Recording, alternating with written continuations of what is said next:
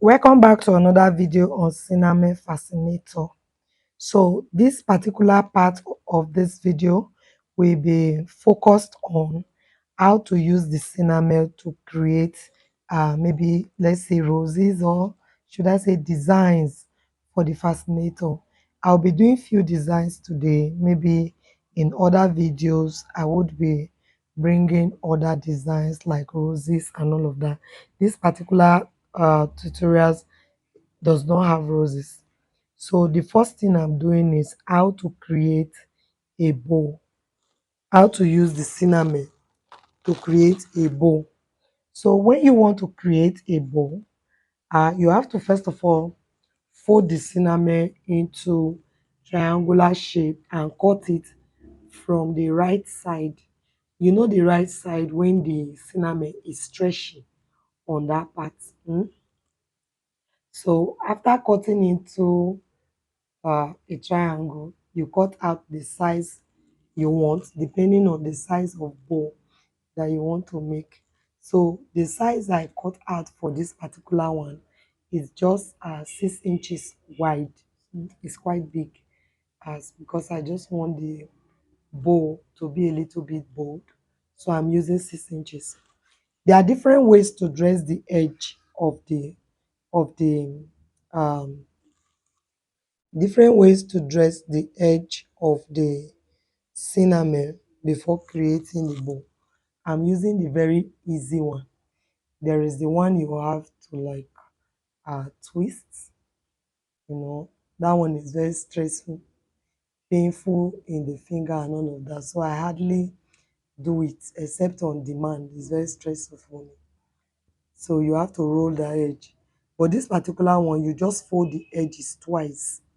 You fold the first one, you fold it again, then you iron.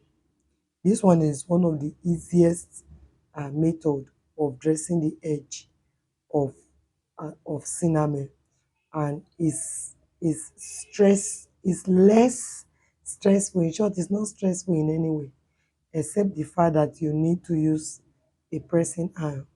But for the other pattern I talk about, you do not need a pressing iron. You just need UHU glue to apply on the edges to roll it.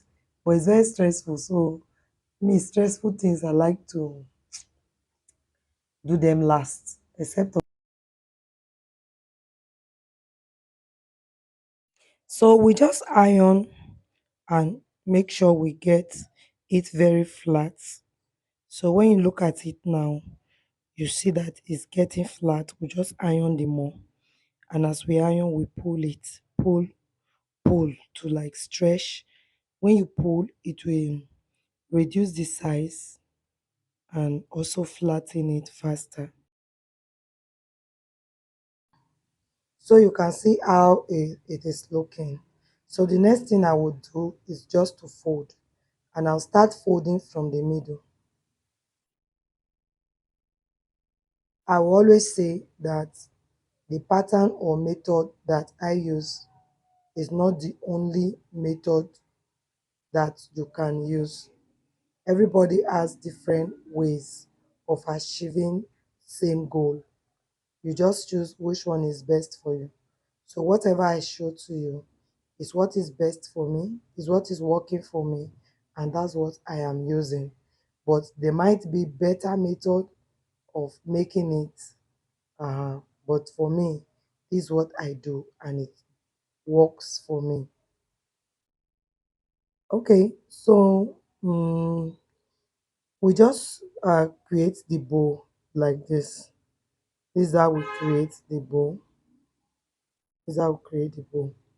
So for the purpose of this decoration, I would be making two different bows. Yeah, two different bows. That's what I would be making.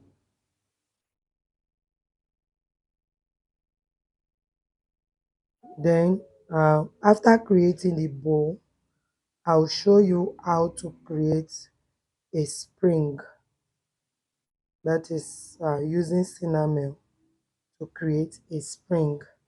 So I'll show you how to create the spring. Okay. I think I just made about three styles or types of design here. There are other ways of designing, so maybe in other videos I would be bringing that to you. But for this video, I'm just teaching how to make the bow, then how to create the should I let me call it yeah, bias. So we talk about the bow, how to create the spring, how to create the bias. Huh? So this particular one now is about how to create the bias. So I would be needing about four bias of cinnamon bias. I need about four. So I'll cut out the four different sizes that I would be using, and then I'll show you how I fold the cinnamon bias. Now, when you want to fold the bias, you can choose any uh, width, that's wideness, to use. It actually depends on the size of bias you want to use. So for this particular tutorials, I would be using um, 6 inches for my width, which is the wideness. I would use 6 inches. The length, I think that length should be a thing of choice. Yeah, you can have 15, 16, you can have, depending on how you're able to cut out your triangle. Because I've told you, we do not cut cinnamon straight. We don't cut it straight. The only part of cinnamon that we cut straight is when we want to mold. When it comes to design, you cut it using the V pattern, that is V shape. That's what you use to cut. So you don't cut um, straight. So you have to cut it like a tie shape, a tie. So this is about 16 inches. After ironing, it can get to 20 inches and even above, because while you iron, you have to like pull, stretch it out. Remember, I said in the previous video, which happens to like be the continuation, which this video happens to be a continuation of, I said you have to know the right side of the cinnamon. And for you to know the right side, that right side is usually stretchy. That's when you pull it, it will stretch. If when you pull is not stretching, please do not cut from that angle.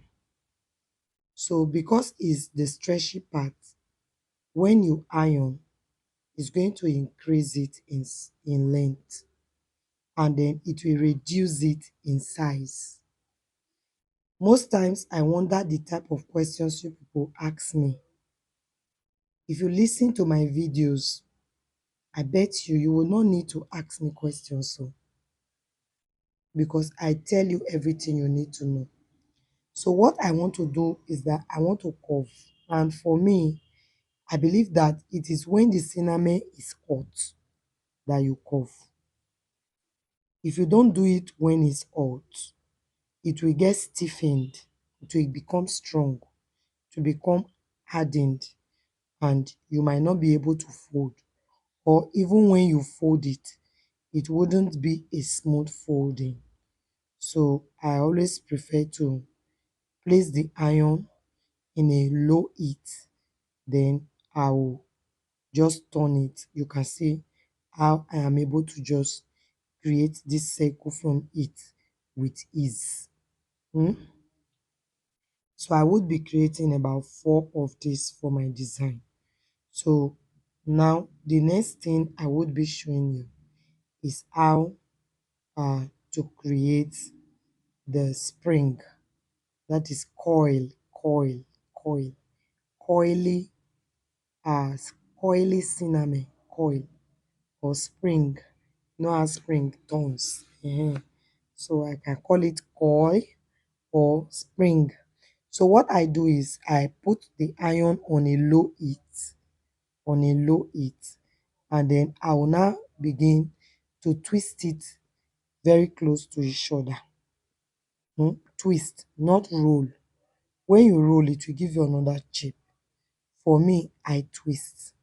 So when I turn it to one particular side, eh, I will just keep moving the pressing iron. Remember, I said it should be on a low heat. So if you are not putting it on a low heat, it might become too hot and cause some kind of damage to your cinnamon, which you wouldn't, God, which you would not want to happen. Okay, so just twist carefully as you keep the iron on it. One thing with styling of cinnamon is that it has to be flexible for it to yield or submit to whatever direction you are turning it to. So you just twist it carefully like that while you shift the iron. Don't be in a hurry to remove the iron from it, so that any part that is cold, you will need to place the iron again before you can get a good finishing. So when you do it like this, I usually use spray gel. They call it split. They use it for air. It's kind of like stash. It's a stiffener. They use it to stiffen coils or whatever. Spray gel. So I'll just spray it on it and it will keep it in position for me once it's dried. So that's it. About, at least I've showed you how to create the bow, how to create the spring or coil, and then I'm just fixing my circles together. I talked about the bias. Of course, this is the bias. When you create the bias, from this bias you can now create this design that I'm making. And to sew the design, I actually to sew attach it to the to attach it to the cap, I chose to use fishing line because it's transparent, you know. If you even use the same color of thread, it will still show. But when you sew with this invisible thread or transparent thread or the fishing line, it wouldn't show. It's the best to use on cinnamon. So if you know you are going to attach anything on cinnamon, I'll prefer you use the fishing line. Okay.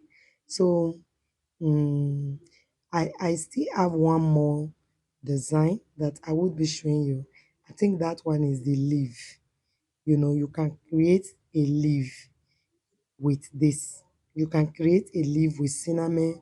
You can create roses with cinnamon. There are so many other things you can actually create with cinnamon. But as we proceed in this channel, I'll be showing you as they come to my mind what I should teach you.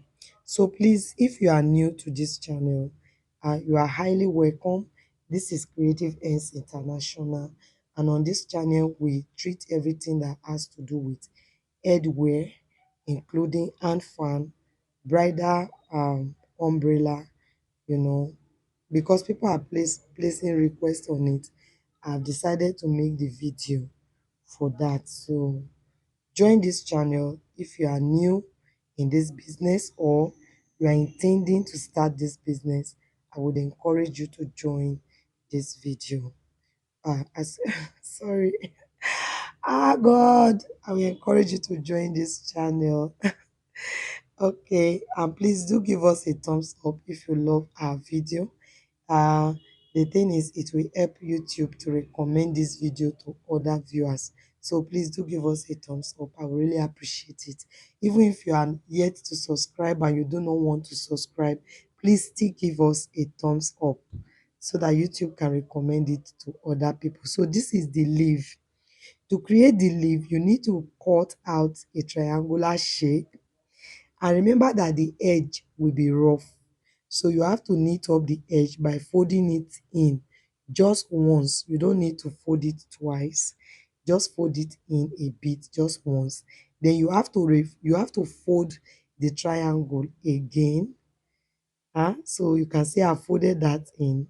Then I'll fold the triangle again like this, and then stretch it a little bit. Stretch, just like that. Then I'll come to the base, and then I'll begin to pleat it together, starting from the middle. Hmm? So is that easy to make a leaf?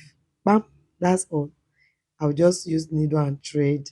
Can use the transparent thread to just sew it down, cut off the part that is not needed, and attach it to the fascinator, and that would be all.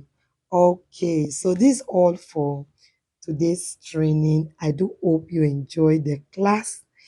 Yeah, if you do, again, do not forget to give us a thumbs up. And again, we are attaching elastic to this fascinator, because it's either you are attaching elastic or you are using a princess band, but I'm using elastic for this one. And the length of elastic that you need is just 12 inches. You don't need above 12. Yeah. Okay. For now, I'll just say bye. I'll see you in the next video. Hmm? Please do subscribe and then hit on that notification bell so that you can get notified. If you just subscribe and you don't hit on the notification bell, you will not get notified whenever I upload a new video. When you get notified whenever I upload a new video, you will be able to know if you're interested in watching the video or not, or if you've been searching for that type of video since. So please hit on the notification bell.